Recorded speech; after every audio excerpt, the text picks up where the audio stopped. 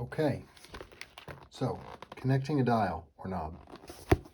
It's actually pretty easy. So in the previous video, we talked about jumper wires. What you need is 3 minus, which means they have a little hole in both ends, not a wire in either of the ends.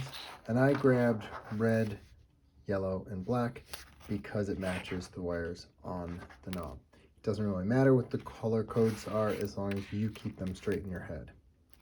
So there's little tiny wires. This is a resistor.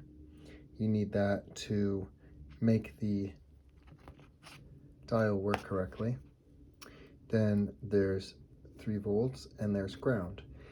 So the way to connect this is actually pretty easy if you make sure these wires are more or less straight and you're gentle with this. So I'm going to take the black wire and put it on here. It kind of clicks in place and should hold. Same with the red.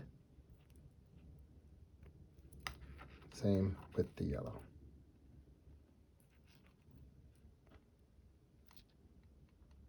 Okay, give them all a little tiny tug to see if they work.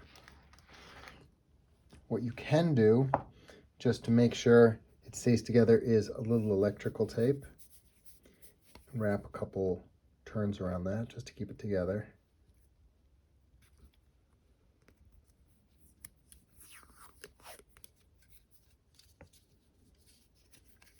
Not too much, because at some point you are going to have to take it apart.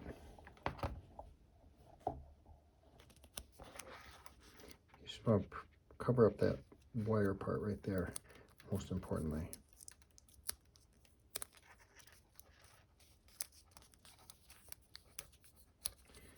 Okay, that will keep it together pretty well. These, let's say you're going to use it on pin 1.